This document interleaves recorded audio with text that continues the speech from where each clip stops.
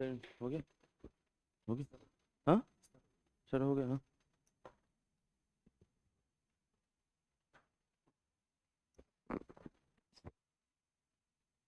भैया।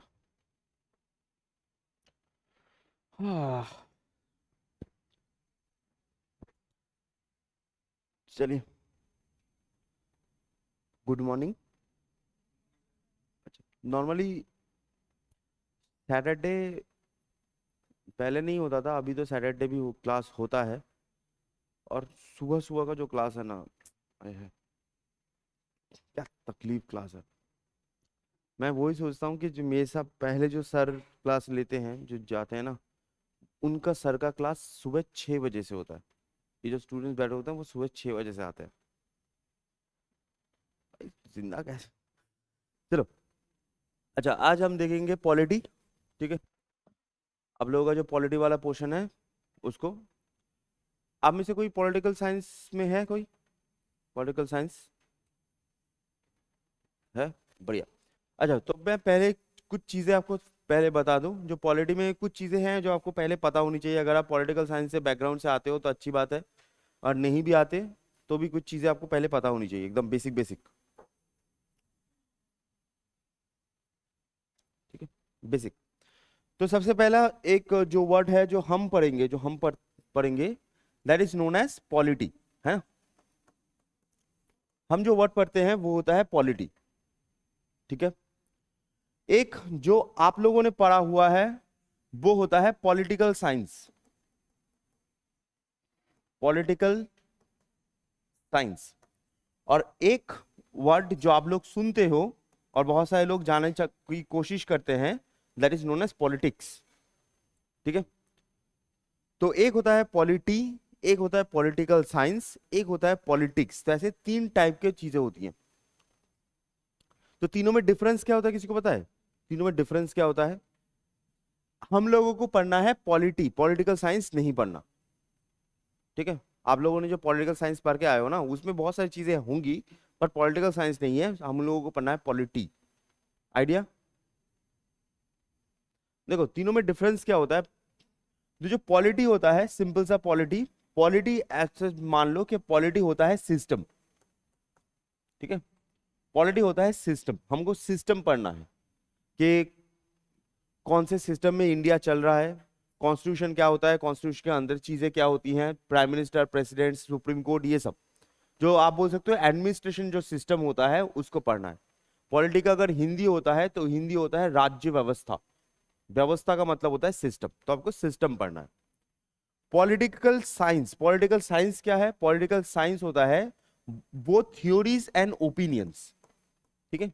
Opinion and theories. Political science होता है ओपिनियन एंड थ्योरीज, जिसके ऊपर ये जो राज्य व्यवस्था है ये कौन से चीजों को फॉलो करती है, ये होता है पॉलिटिकल साइंस। जैसे मान लीजिए theory of equality, theory of justice, ये सब चीजें जिसके ऊपर बेस करके ये सिस्टम बना हुआ है वो होती है पॉलिटिकल साइंस। एंड नेक्स्ट आता है आपका पॉलिटिक्स। पॉलिटिक्स, पॉलिटिक्स क्या होता है? ठीक है। पॉलिटिक्स होता है जब ये जो ओपिनियंस होता है इसका ही अप्लाइड वर्जन, इसका ही अप्लाइड वर्जन, जब ये थ्योरीज या ओपिनियंस जो हैं उसको जब अप्लाई किया जाएगा इन रियल वर्ल्ड, जब अप्लाई होता है तो इसको हम बोलते हैं पॉलिटिक्स। तो एक होता है पॉलिटी जिसको हमें पढ़ना है, दैट इज नोन एज जो सिस्टम है, सिस्टम है। पॉलिटिकल साइंस जिसके ऊपर बेस करके सब बना हुआ है, एंड पॉलिटिक्स होता है अप्लाइड वर्जन।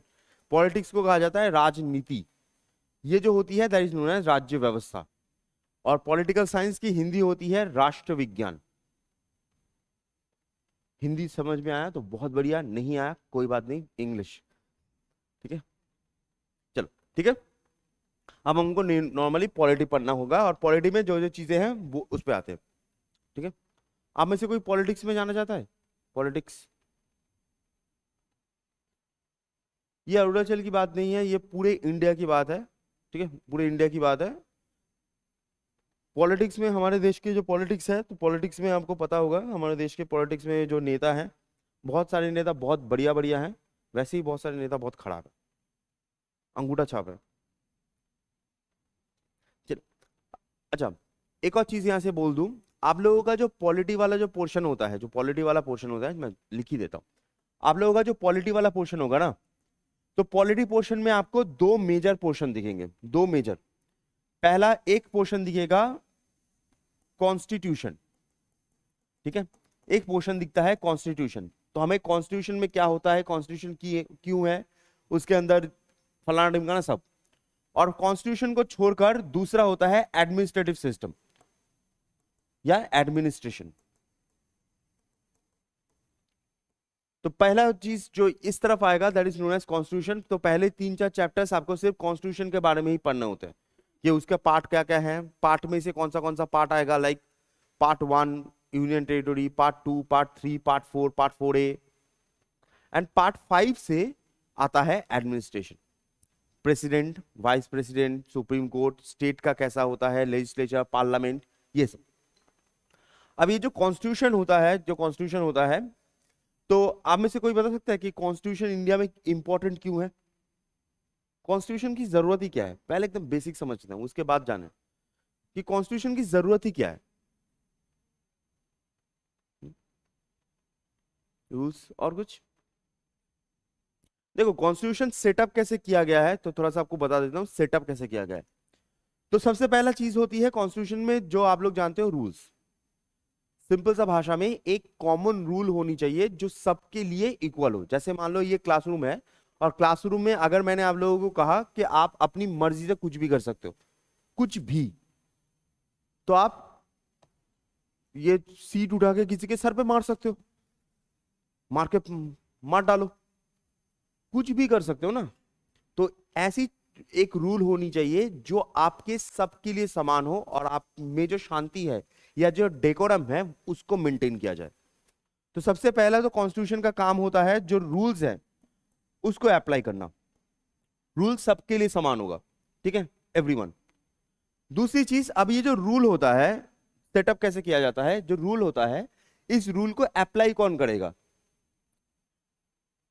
जैसे मान लो आप लोगों का सबके लिए रूल है कि आप लोग यहां पर बैठोगे, कोई किसी को चेयर उठा के नहीं मारेगा सिर पर, ठीक है, चेयर उठा के सिर पर नहीं मारेगा।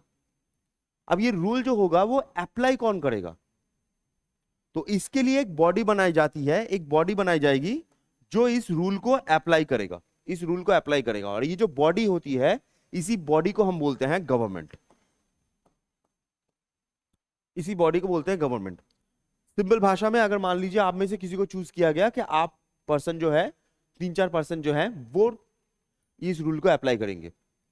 अब मान लो ये जो 3-4 पर्सन है, यह जो बॉडी है, यही करप्ट निकली, तो अगर मान लो यही आपको दबाए, ठीक है, जैसे 3-4 पर्सन आए हैं इधर, वो बोल रहे हैं कि रूल फॉलो करेंगे, लेकिन वो 3-4 पर्सन ही किसी चीज को फेंक के आपको मार रहे हैं, देन उसको भी चेक करने के लिए एक बॉडी होगी ना। तो फर्स्ट ऑफ ऑल एक चेकिंग बॉडी होनी चाहिए। चेकिंग बॉडी कौन है? चेकिंग बॉडी होती है जुडिशियरी, जुडिशियरी या फिर कोर्ट, जुडिशियरी या फिर कोर्ट।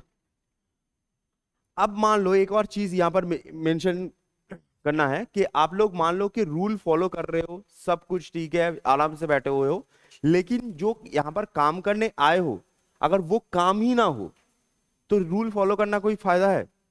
जैसे मान लीजिए आप यहाँ पर पढ़ने आए हो, और अगर कोई यहाँ पर जो टीचर्स हैं वो आए, ऐसे तुम लोगों का चेहरा देखा, सुंदर सुंदर चेहरा है, चेहरा देखा, अच्छा बोल के फिर से चले गए, तो अगर आपको जो आपकी जो एक्सपीरियंस है, आपके जो एस्पेक्ट्स हैं, वो अगर फुलफिल ही ना हो, तो यहाँ पर आके बैठने का फायदा क्या है? तो गवर्नमेंट या फिर जो रूल्स हैं वो ये भी इंश्योर करेगी कि जो ह्यूमन एस्पिरेशंस हैं, आपकी जो इच्छाएं हैं, वो पूरा होना चाहिए। और इच्छाएं पूरा होना चाहिए कि मतलब ऐसा इन्वायरमेंट क्रिएट करना चाहिए जिसके आपके जो एस्पिरेशंस हैं या जो एस्पेक्ट्स हैं वो पूरा होना चाहिए। ये जो 4 चीज है, इन्हीं 4 चीजों से हमारा कॉन्स्टिट्यूशन बनता है। ये जो कॉन्स्टिट्यूशन होता है ना, वो इसी 4 चीजों से फेम होता है। आपको हर जगह पर रूल्स मिल जाएगा, दैट इज एक्ट। गवर्नमेंट या गवर्नमेंट के बारे में बता दिया जाएगा, that is part number 5, part number 6, ठीक है, जुडिशरी के बारे में बता दिया जाएगा, वही पार्ट नंबर 5 पार्ट नंबर 6 में। एंड एस्पिरेशंस, एस्पिरेशंस का मतलब होता है कि आपकी जो डिग्निटी से आप लाइफ लीड कर सको, डिग्निटी से जी सको, that is part number 3 fundamental rights, part number 4 DPSP, part number 4A fundamental duties. तो ये जो चीजें हैं, ये कॉन्स्टिट्यूशन जब बना था इसी फॉर्मेट में ही बना था। आपको ऐसे फॉर्मेट में याद रखो, उससे काम बन जाएगा। ठीक है, अब हम कॉन्स्टिट्यूशन के बारे में थोड़ा सा देख लेते हैं। मतलब ऑब्वियसली कुछ चीजें हैं, कुछ वर्ड्स हैं जो पहले से आपको पता होने चाहिए, उसके बाद आप अगर आप कॉन्स्टिट्यूशन या फिर पॉलिटी पढ़ो तो समझ में आएगा। देखो मैं चाहता हूं कि आप लोग रट्टा ना मारो कोई चीज को, रट्टा तो मारना पड़ेगा वो अलग बात है कुछ कुछ जगह पर, बट नॉर्मली समझ के रट्टा मारो। ठीक है, चल। अच्छा, आप लोगों का कल मैंने उनको फिर से बोला था, आप लोगों के ग्रुप में वो पेपर गया था, ज्योग्राफी का पेपर अभी तक आया है? आप लोगों का ग्रुप का नाम क्या है?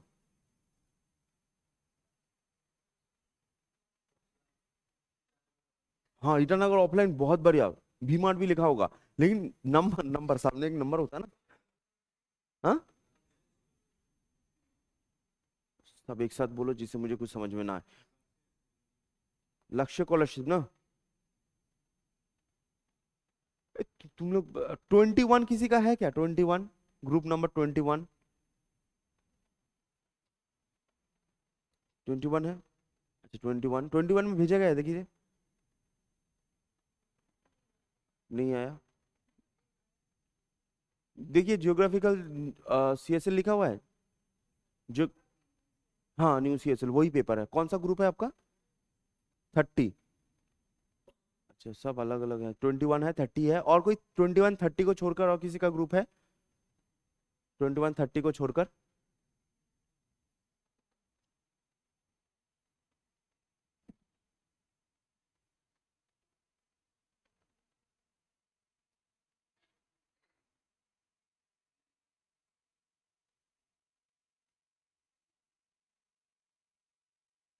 अच्छा, जो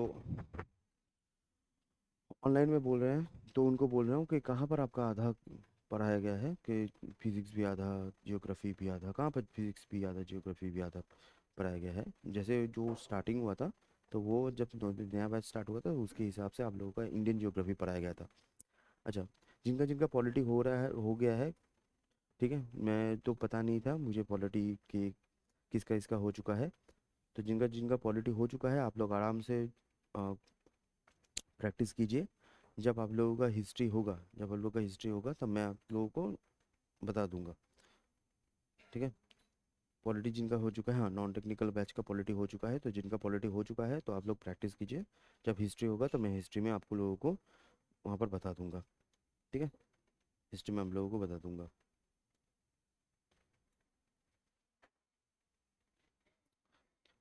देखिए, जो जो बैच है वो आप, बैच रिलेटेड जो भी है वो आप एडमिन्स को कॉल कीजिए, क्योंकि मैं यहाँ पर पढ़ाता हूँ, मुझे बैच का आइडिया नहीं है कि कौन सा बैच यहाँ पर ऐड ऑन होता है।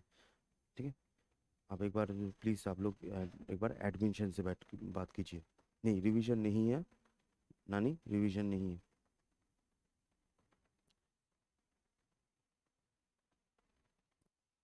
ठीक है, जिनका जिनका हो चुका है वो ऑलरेडी, एक बार एडमिन से आप लोग बात कर लीजिए। ठीक है, मुझे आइडिया नहीं है क्योंकि मुझे पता नहीं चलता है कि कौन सा बैच यहाँ पर मर्ज है।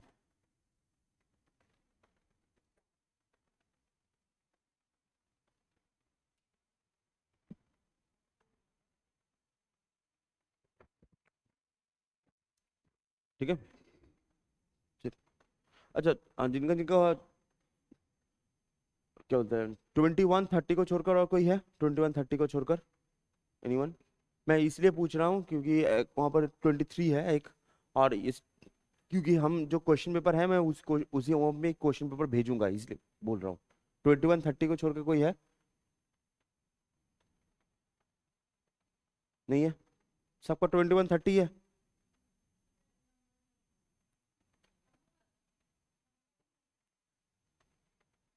ठीक है, चलो ये कर लेते हैं, उसके बाद आते हैं। बिल्कुल, उसके बाद में आते हैं। तुम लोगों का नंबर नहीं है, ऐसा कैसे हो सकता है? ग्रुप का नंबर नहीं है, ऐसा कैसे हो सकता है? हाँ ठीक है, उसमें लक्षद्वीप भी तो है ना, बस उसमें भी चल जाएगा। ग्रुप में नंबर नहीं है तो लक्ष्य है ना, उसमें भी काम चलेगा, उसमें भी इशू है नहीं है। चलो ठीक है, तो अलग लक्ष्य भी है, ठीक है ओके। तो फर्स्ट ऑफ ऑल जो कॉन्स्टिट्यूशन की बात करते हैं हम, पॉलिटी की बात करते हैं, तो पॉलिटी में कुछ वर्ड्स हैं, तो पहले आपको एकदम वो जो वर्ड्स हैं वो आपको पहले क्लियर होने चाहिए। तो सबसे पहला जो वर्ड होता है, सबसे पहला जो वर्ड आपको क्लियर होना चाहिए, that is known as sovereign.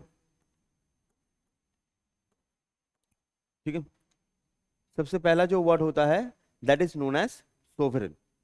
ठीक है, इसके बाद एक और वर्ड होता है that is known as dominion. और अच्छा, पीछे वाला टीवी नहीं चल रहा है क्या? चल रहा है, टीवी चल रहा है, चल रहा है ना, मतलब यही देख रहा है ना? अच्छा ठीक है, सोवेरेन, डोमिनियन, नेक्स्ट होता है आपका कॉलोनी। ठीक है, सोवेरेन, डोमिनियन एंड कॉलोनी, तो ये तीनों चीज होती हैं, सोवेरेन, डोमिनियन एंड कॉलोनी।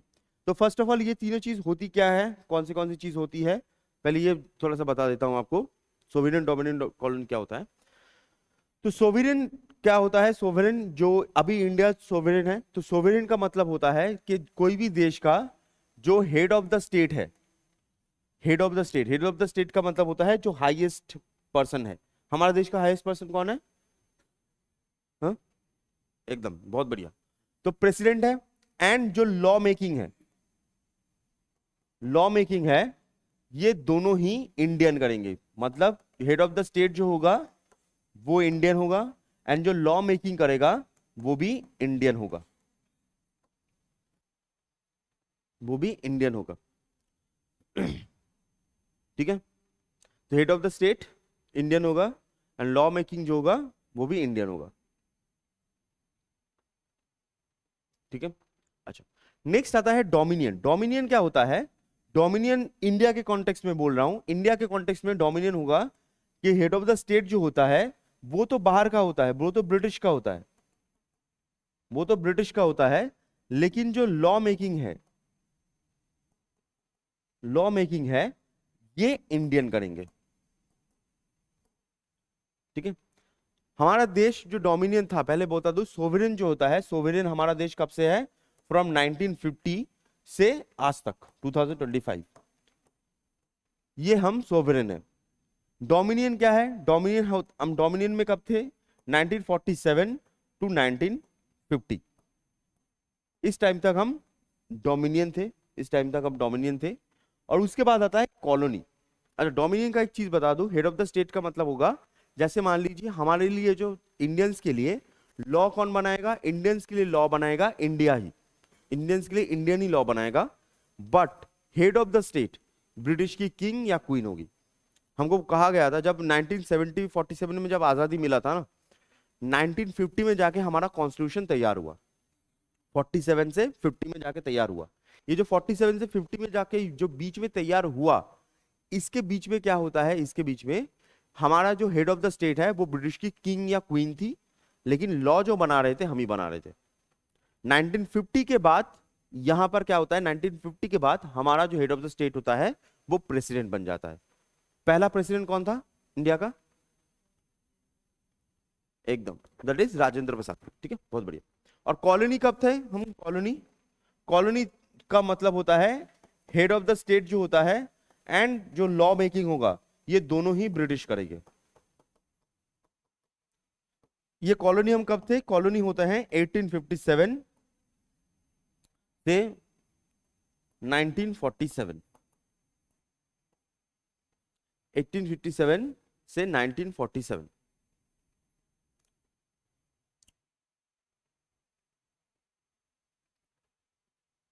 ठीक है, 1857 टू 1947। अब 1857 ही क्यों है, नॉर्मली जब ब्रिटिश रूल स्टार्ट होता है वो 1757 में एक बैटल होता है, that is battle of Plassey. Battle of Plassey जब हो जाता है उसके बाद ऐसा ऐसा ऐसा पावर बढ़ता है, लेकिन हम कहते हैं कि 200 साल ब्रिटिशर्स ने राज किया, बट पहले 100 इयर्स हमको पता ही नहीं था हम गुलाम है। ठीक है, इंडियंस को पता ही नहीं था इंडियंस गुलाम भी है। जब 1857 रिवॉल्ट हुआ, ईस्ट इंडिया कंपनी हट गई, तब हम आए क्वीन के, या फिर आप बोल सकते हो क्राउन के डायरेक्ट रूल में। तो इसी वजह से यहाँ पर 1857 से हम कॉलोनी बने हैं। 1857 से 1947 तक हम प्योर कॉलोनी है। ठीक है, तो ये तीन चीजें हैं।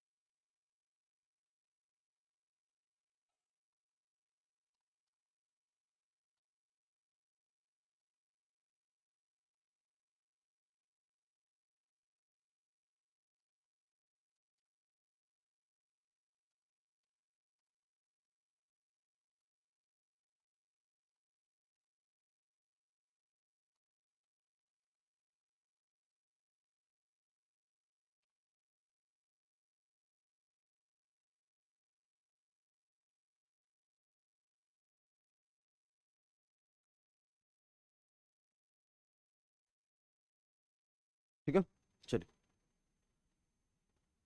अच्छा, तो नेक्स्ट जो चीज होती है, नेक्स्ट चीज पे आते हैं। नेक्स्ट, अच्छा, नेक्स्ट कुछ वर्ड्स होती हैं जो वर्ड्स आपको थोड़े से पता होने चाहिए, कुछ बेसिक से वर्ड्स हैं। जैसे एक होता है आपका डेमोक्रेसी। ठीक है, कुछ बेसिक से वर्ड्स हैं जो आपको पता होने चाहिए। तो सबसे पहला जो वर्ड आता है that is known as democracy. ठीक है, उसको छोड़कर आता है आपका रिपब्लिक। ठीक है, तो ऐसे पहले दो वर्ड्स आपको पहले थोड़ा सा मैं कवर कर दूं।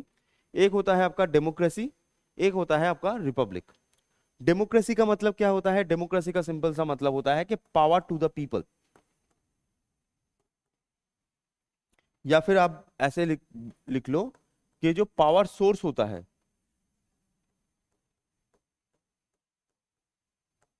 ठीक है, पावर सोर्स होता है, वो होते हैं पीपल। जो पावर सोर्स होता है, पावर सोर्स का मतलब क्या है कि जो लोग हैं, यहाँ के जो लोग हैं वो ही वोट देते हैं। अब आप सोच सकते हो कि हमारे पास ही पावर है, ये मैं बोल रहा हूं, लेकिन हमारे पास पावर कहाँ पर है? पावर तो मैक्सिमम नेता मंत्री के पास है। आपके पास पावर कहाँ पर है? लेकिन ये जो नेता मंत्री के पास पावर है, ये आती कहाँ से है? क्योंकि हम उनको वोट देते हैं। अगर हम उनको वोट नहीं देंगे तो वो पावर से हट जाएंगे। तो जो पावर का सोर्स है, जो भी ये जो पॉलिटिकल पावर होती है, इसका जो सोर्स होता है, वो सोर्स होता है पर्सन, जो पीपल होते हैं, हमारे जो नॉर्मल लोग होते हैं वो। तो ये होती है डेमोक्रेसी। और रिपब्लिक क्या होती है? रिपब्लिक का सिंपल सा मतलब होता है representation of public.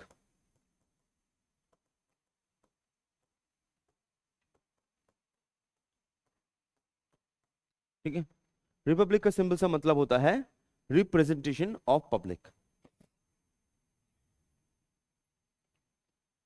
Representation of public का मतलब क्या है? जैसे मान लीजिए आप लोग, हम लोग सभी हैं, अगर मान लीजिए आप लोगों को क्लास में मॉनिटर भी बनाना है, तो आप लोग क्या करोगे? आप लोग बीच में से एक पर्सन को चुनोगे ना। तभी तो आके यहाँ पर खड़े नहीं हो जाओगे कि हम monitor- हम हैं, हम गवर्न करेंगे, ऐसा तो नहीं है ना। तो यहाँ पर क्या होगा? यहाँ पर एक पर्सन को एज अ रिप्रेजेंटेटिव चुना जाएगा। ये जो रिप्रेजेंटेटिव चुना जाएगा, इसी चीज को हम बोलते हैं रिपब्लिक सिस्टम। ठीक है, तो हमारा देश जो है वो डेमोक्रेटिक भी है, हमारा देश जो है वो रिपब्लिक भी है। तो हमारे देश में क्या होता है? रिप्रेजेंटेशन होता है किसी पर्सन का।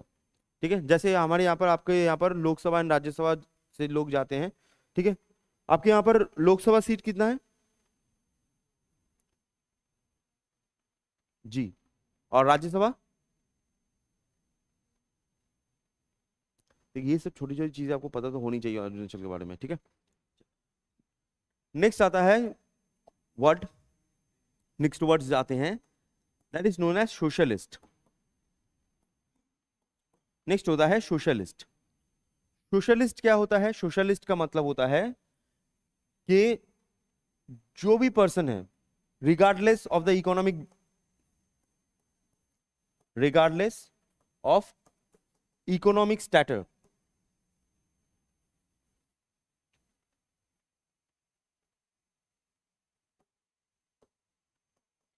Regardless of the economic structure, ठीक है, regardless of the economic structure, आप सबका वेलबींग होना चाहिए।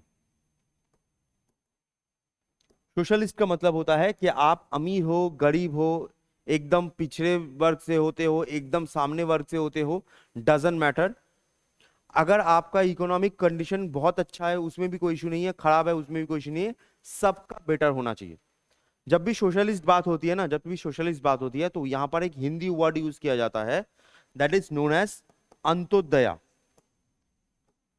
यहां पर एक वर्ड यूज किया जाता है, that is known as Antyodaya, ठीक है, अंत्योदया। ये जो अंत्योदया यूज किया जाता है, अंत्योदया का मतलब होता है कि लास्ट जो अंतो है, एकदम अंत में है, लास्ट, उसका भी बेटरमेंट होना चाहिए, दैट इज दया। अंत्योदया का मतलब होता है जो लास्ट पर्सन है उसका भी बेटर होना चाहिए, जो लाइन में एकदम लास्ट खड़ा है।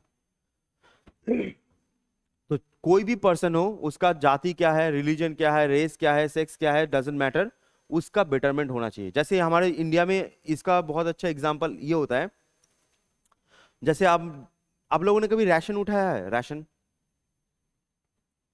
पीडीएस, पब्लिक सिस्टम में जो राशन देते हैं ना गवर्नमेंट से, चावल ये सब देते हैं, उठाया? अब में से किसी ने कभी नहीं उठाया। राशन वाशन की जरूरत नहीं पड़ती है, हम ऑलरेडी इतने अमीर हैं। तो ये जो राशन सिस्टम होता है, ये इंडिया में आपको जब राशन सिस्टम दिया जाएगा ना, तो इंडिया में एकदम गरीब जो है उसको भी राशन दिया जाता है, जो अमीर है उसका भी हक बनता है कि वो राशन खरीद पाए। इंडिया के जो गवर्नमेंट है वो ऐसा नहीं करती कि तुम अमीर हो तो तुमको राशन नहीं मिलेगा, तुम भागो, ऐसा नहीं होता है। तो जो भी पर्सन है उनका वेलबींग होना चाहिए, वो कहीं पर भी है, that is known as socialist. Next एक और होती है, ठीक है, that is known as equality. एक और वर्ड आता है जिसको हम बोलते हैं इक्वालिटी,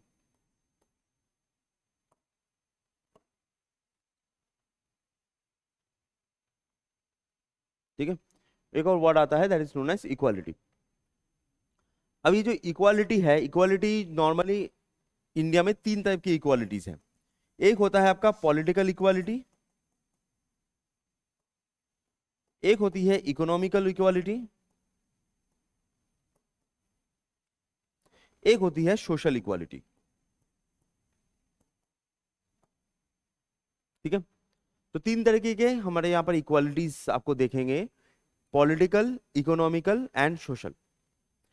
फर्स्ट ऑफ ऑल एक एक बात पे आते हैं। तो फर्स्ट ऑफ ऑल क्या होता है? First one is political equality. Political equality का मतलब क्या होता है? पॉलिटिकल इक्वालिटी का मतलब आसान भाषा में आप लोग वोट दे सकते हो, ठीक है, आप लोग वोट दे सकते हो। पॉलिटिकल इक्वालिटी का सिंपल सा मतलब होता है आप लोग वोट दे सकते हो। आप में से वोट दिया है आप लोगों ने? किसी ने वोट दिया है? बढ़िया। तो अगर आप ये वाला चीज जो आज है ना, जो कि आप वोट दे सकते हो, तो ये वाला चीज आप उतना फेमस करके आप नहीं सोच रहे, लेकिन ये जब बन रहा था, ये बन रहा था इन 1950s, 1947 में बन रहा था। अब उस समय क्या था? उस समय जैसे आप लोग सभी यहाँ पर हो ना, यहाँ पर अगर वोटिंग की बात आए, वोट देने की बात आए, तो तुम में से हाफ तो ऐसे ही कट जाएंगे। क्यों? क्योंकि तुम लोग फीमेल हो, फीमेल्स को तो ऐसे ही काट दिया जाएगा। उसके बाद बचा जो पोर्शन बचा, उसमें भी देखा जाएगा कि तीन चीज, आपके पास पैसा कितना है, आपके पास एडुकेशन कितना है, आपके पास इन्फ्लुएंस कितना है, प्रॉपर्टी, एडुकेशन, इन्फ्लुएंस, इनके बेसिस पर आपको वोट दिया जाएगा। शायद मान लो इन पूरा में पूरा, अगर मान लो यहाँ पर 50 लोग भी हैं, उसमें से सिर्फ एक या दो ही वोट दे पाएगा। अब जिसको वोट देगा वो जब यहाँ पर लॉ बनाने के लिए आएगा, तो वो किसके लिए लॉ बनाएगा? तुम्हारे लिए बनाएगा या फिर दो लोगों के लिए बनाएगा? सबके लिए बनाएगा, दो लोगों के लिए बनाएगा? पेपर में सबके लिए बनाएगा। बट असली में वो किसके लिए बनाएगा? 2 लोगों के लिए बनाएगा, क्योंकि आप लोग मैटर ही नहीं करते। आप लोग अगर मुझे वोट ही नहीं दे रहे, अगर आपके वोट से कोई फर्क ही नहीं पड़ता, आप लोग वोट ही नहीं दे पा रहे, तो आपकी तरफ मैं देखूं ना देखूं क्या ही फर्क पड़ता है? क्योंकि 5 साल के बाद मुझे वही 2% वोट देने वाले हैं, मैं उनकी तरफ देखूंगा, तुम्हारी तरफ क्यों देखूंगा? तो जो लाइफ जैसी लाइफ है उसको बेटरमेंट करने के लिए और कुछ भी यूज ही नहीं होगा। इसी वजह से जो वोट होता है ना, ये बहुत ही इंपॉर्टेंट चीज होती है। हम इतना फॉर ग्रांटेड ले चुके हैं, तो इसलिए इतना ज्यादा होता नहीं है, हम देते नहीं है, लेकिन वोट बहुत ही इंपॉर्टेंट होती है। अगर आपको किसी को बोलना है तो आप क्या कर सकते हो? आप वोट ही दे सकते हो, उससे ज्यादा कुछ बोल नहीं सकते। मारपीट तो कर नहीं सकते भाई, ठीक है? मोदी जी से मारपीट करने जाओगे, पीट के धुआं बना देंगे उसके गार्ड्स, है ना? तो पॉलिटिकल इक्वालिटी होता है कि वोट नॉर्मली पहले क्या होता था, पहले 21 होता था, अभी 18 होता है। फ्रॉम 1990 एक पीएम थे जिनका नाम होता है राजीव गांधी। तो राजीव गांधी ने 1990 में क्या किया कि 21 जो था उसको कम करके 18 कर दिया। तो 18 के बाद क्या हो सकता है? आप लोग कंटिन्यूअस वोट दे सकते हो, उसमें कोई इशू नहीं है, ठीक है? लेकिन हाँ, फिर से वही चीज, गुटखा खाने के लिए 21 ही होना चाहिए। अभी तो कम भी तो चल रहा है, वो अलग बात है। नेक्स्ट होता है इकोनॉमिकल इक्वालिटी। इकोनॉमिकल इक्वालिटी का मतलब क्या होता है? इकोनॉमिकल इक्वालिटी का मतलब क्या होता है? इकोनॉमिकल इक्वालिटी का मतलब होता है कि अगर आप लोग सोच रहे हो कि सबके पास समान पैसा रहेगा, इकोनॉमिकल इक्वालिटी मतलब सबके पास समान पैसा नहीं, सबके पास समान पैसा नहीं होना चाहिए। जैसे एक बहुत ही इंपॉर्टेंट बात भी कहा जाता है कि अगर गवर्नमेंट ही पैसा छापती है, आरबीआई पैसा छापती है, तो सबको पैसा दे दे भाई, झमेला खत्म, झमेला खत्म। लेकिन एक चीज सोचो कि सबको अगर इक्वल कर दिया हमने, पैसों में सबको इक्वल कर दिया, जैसे मान लो कि आप लोग यहाँ पर पढ़ रहे हो, आपके पास भी जो पैसा है, ठीक है, आपके पास भी जो पैसा है वो कोई कुछ नहीं कर रहा उसके पास भी है। जैसे मान लो मैं कुछ नहीं कर रहा, मेरे पास भी है। तो आप लोग इतना मेहनत करके जो जॉब करोगे, इतना पढ़ के मेहनत करके जो जॉब करोगे, आपके पास भी जो पैसा है, मैं कुछ नहीं कर रहा, मैं घर में आराम से बैठ के फैल रहा हूँ, ठीक है, मूंगफली खा रहा हूँ, फिर भी मेरे पास सेम ही पैसा है। तो तुम्हारा इतना मेहनत करने का कोई फायदा है? अगर हम सेम ही पैसा कर दे सब, तो फायदा क्या है? अगर तुम्हारा इतना मेहनत करने का फायदा क्या है? तुम्हारा मेहनत का इंसेंटिव कहां पर है? मेहनत का इंसेंटिव ही नहीं है। तो इसी वजह से क्या होता है, यहां पर जब इकोनॉमिकल इक्वालिटी की बात की जाती है, तो यहां पर पैसों की बात नहीं की जाती, यहां पर बात की जाती है अपॉर्चुनिटी की, ठीक है? यहां पर बात की जा रही है अपॉर्चुनिटी की। मतलब आपको अपॉर्चुनिटी दिया जाएगा, आप पैसा कमा सको, उसके बाद तुम्हारी मर्जी। जैसे तुम लोगों को अपॉर्चुनिटी सबको दिया गया है, सबको अपॉर्चुनिटी दिया गया है कि आप लोग पढ़ो, पढ़ के एग्जाम दो, एग्जाम देके पास करके जॉब करो, पैसा कमाओ। अपॉर्चुनिटी आपको मिलना चाहिए। अगर अब ये एग्जाम ही नहीं निकलता, कोई भी एग्जाम ही नहीं निकलता है, तो आपको अपॉर्चुनिटी नहीं मिला। तो आपको अपॉर्चुनिटी दिया गया है कि आप पैसा कमाओ। इसका मतलब ये नहीं कि आप सबको पास सेम ही पैसा होना चाहिए, ऐसा नहीं है, मेरिट के ऊपर डिपेंड करता है। एंड नेक्स्ट होता है आपका सोशल, सोशल वाला। सोशल इक्वालिटी का मतलब क्या होता है कि हर एक पर्सन को डिग्निटी से जीना चाहिए। तो ये डिग्निटी जो होती है वो सबको सेम होना चाहिए, डिग्निटी। अब नॉर्मली क्या है, नॉर्मली आप लोग कभी कभी सुनते हो, जैसे मान लो एक चीज बताऊं, अगर मैंने आप लोगों को कहा, ठीक है, जो लड़के हैं, ठीक है, या फीमेल्स हैं, जो भी हैं, अगर आपको दोनों में से एक को कहा, मैं मतलब फीमेल्स को ही मान लेता हूं, अगर मैंने आप लोगों को कहा कि आप लोग फीमेल्स हो, आप लोग मिट्टी पे बैठो, और जो लड़के हैं वो ही ऊपर बैठेंगे, पहले के जमाने में होता था। या फिर जो हायर ट्राइब्स हैं या फिर हायर कास्ट हैं, वो ऊपर बैठो, बाकी सब नीचे बैठो। तो उसमें मारपीट होगा, वो तो अलग बात है। बट ये चीज सोचो, अगर मैं आपको कभी बोल दूं ऐसे कि आपको, आप एक सर्टेन रेस से हो, एक सर्टेन कास्ट से हो, एक सर्टेन जेंडर से हो, इसके लिए आप नीचे बैठो, बाकी सब ऊपर बैठेंगे, तो अगर आप ये सोच के देखो, इट इज वेरी ह्यूमिलेटिंग। और ये चीज उस समय एकदम कॉमन था, एकदम कॉमन था, ठीक है, एकदम कॉमन। वहां पर जो कास्ट, अभी भी, इवन अभी भी क्या होता है बिहार में या फिर उधर, क्या अभी भी क्या होता है, अभी भी जो हायर कास्ट होता है ना, वो ऐसे तकिया होता है, ऐसे खटिया होता है, खटिया के ऊपर बैठता है। जो लोअर कास्ट होता है वो आके नीचे हाथ जोड़ करके बैठता है। अगर मान लो कि आपको अगर हमेशा नीचा ही दिखाता जाए, हम नीचे ही दिखाते जाए, तो आपके अंदर जो डिग्निटी होगी ना, वही खत्म हो जाएगी। ऐसे बहुत सारे टीचर्स मैंने देखे हुए हैं, बहुत सारे ऐसे बहुत सारे टीचर्स देखे हुए हैं, वो सिर्फ स्टूडेंट्स को इसलिए झाड़ देते हैं क्योंकि वो स्टूडेंट्स कुछ बोल नहीं पाएंगे। जब मैं महिंद्रा में काम करता था, मेरे साथ एक सर हुआ करता था, राकेश नाम का, ठीक है। उससे सब डरते थे। क्यों डरते थे? क्योंकि वो उल्टा पुल्टा किसी को भी बोल देता था, स्टूडेंट्स है कुछ भी बोल देता था। अब स्टूडेंट्स का मतलब ऐसा नहीं कि बच्चे हैं, आप लोग ही हो ऐसे टाइप के हैं, ठीक है। और उसका उम्र भी ज्यादा नहीं था, लेकिन वो उल्टा पुल्टा बोल देता था, ठीक है, फालतू फालतू का बात बोल देता था। क्यों बोल देता था? क्योंकि वो सोचता था वो टीचर है। तो अगर आपको मैं कंटिन्यूअस दबाता ही रहूं, तो आप, एक समय आएगा कि आप कभी भी जो अपनी डिग्निटी है उसको रियलाइज ही नहीं कर पाओगे। प्रॉब्लम यही है। तो ऐसे चीजें लानी चाहिए जहां पर सोशल लाइफ में आपके पास डिग्निटी हो।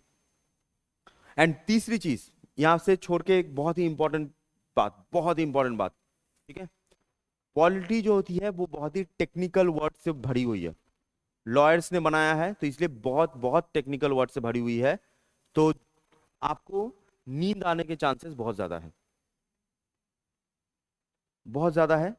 लेकिन मैं आप लोगों को रिक्वेस्ट करूंगा कि आप लोगों को नींद ना आए, लेकिन अगर नींद आए कोई बात नहीं, पीछे बेंचेस खाली हैं, फैन भी चल रहा है, एसी भी रनिंग है, ठीक है?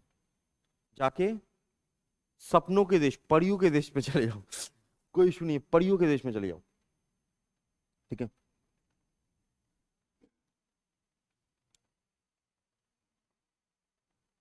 एक सेकंड।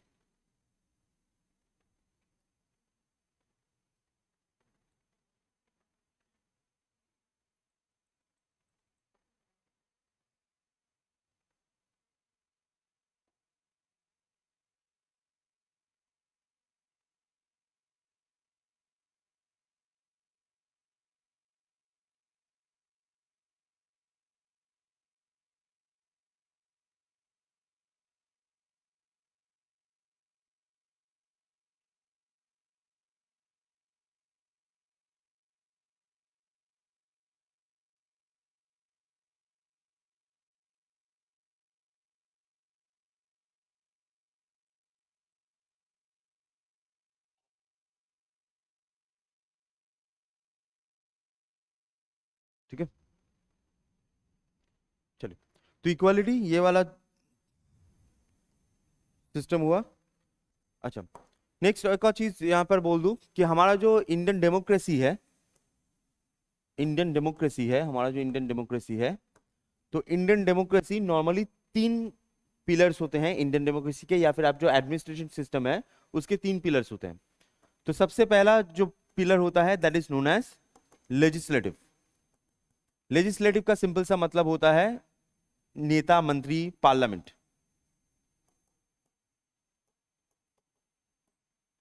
नेता, मंत्री, पार्लियामेंट, ठीक है, लेजिस्लेटिव। दूसरी चीज है एग्जीक्यूटिव।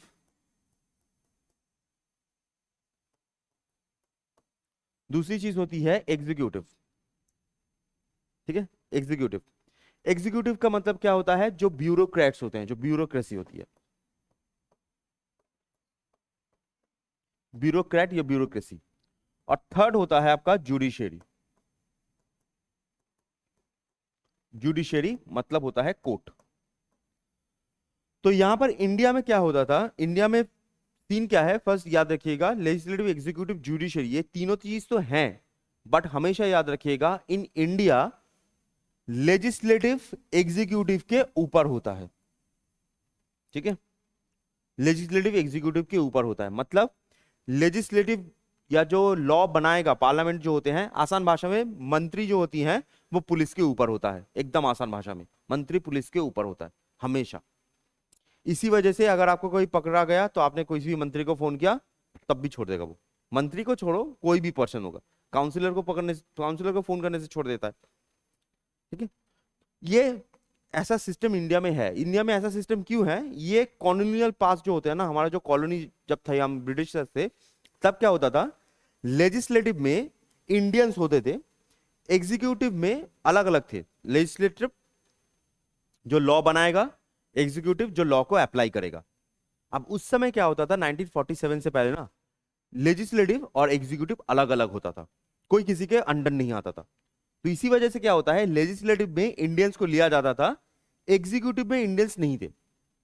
अब यहां पर इंडियंस ने, मान लो इंडियंस ने इंडियंस के लिए जो भी लॉ बनाया, जो भी लॉ यहां पर जो भी लेजिस्लेटिव लॉ बनता था ना, वो एग्जीक्यूटिव मानता ही नहीं था, क्योंकि वो गवर्नर जनरल का अंडर था।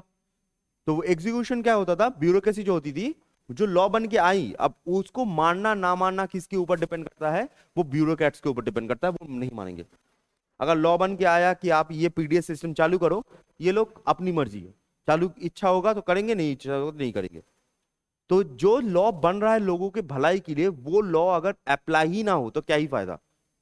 तो इसी वजह से क्या होता था, जब दोनों अलग होते थे तब जो भी लॉज बनाए गए तो सब बेकार हो रहे थे। इसी वजह से जब भी हमारा आजादी हमको मिली 1947 में, जब भी आजादी मिली, तब क्या किया गया, तब लेजिस्लेटिव को एग्जीक्यूटिव के ऊपर रखा गया। मतलब जो भी लॉ बनेगा, एग्जीक्यूटिव उसको बाध्य है, ऑब्लाइज्ड है कि उसको वो फॉलो करना ही करना है। इसलिए आज सिंपल से आप देख पा रहे हो, इसका भी मिसयूज तो होता है, हर चीज का डबल एज सोर्ड है, एक तरफ अच्छा होगा एक तरफ बुरा होगा, तो इसका मिसयूज तो होता ही है। ठीक है, इसलिए कोई भी नेता मंत्री अब देखोगे, ये पूरे इंडिया में ही, ठीक है, नेता मंत्री के ऊपर कितने केसेस चल रहे हैं, इन्वेस्टिगेशन भी नहीं होता, कितने केसेस चल रहे हैं।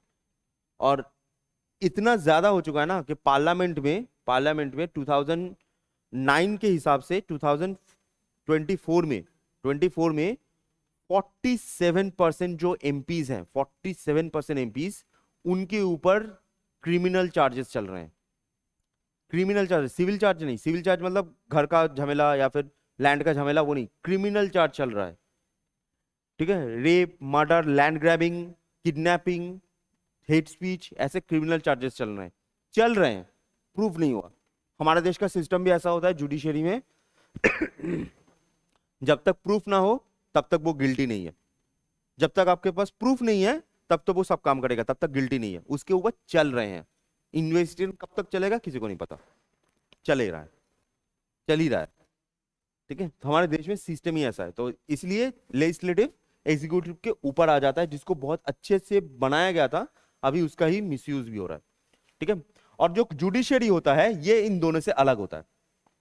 ठीक है, जुडिशरी होता है इन दोनों से अलग होता है, लेकिन हाँ एक और चीज ये भी है कि जो जुडिशरी होता है ये भी एग्जीक्यूटिव के ऊपर होता है। ठीक है, सबसे ज्यादा दबता है यही पर्सन। और मजेदार बात यह है कि आप लोग एग्जाम देके यही बनोगे। ठीक है, एग्जाम देके आप लोग यही बनोगे एग्जीक्यूटिव भी बनोगे, ऑफिसर ही बनोगे। ठीक है, सबसे ज्यादा दबता है ये पर्सन, क्योंकि इसका जो भी होगा, जो भी चीज है वो इसके ऊपर भी बाइंडिंग है, इसके ऊपर भी बाइंडिंग है, एंड इनके ऊपर भी बाइंडिंग आप बोल सकते हो है, लेकिन इनके पास एक ऑप्शन है, इनके पास कोई ऑप्शन नहीं है।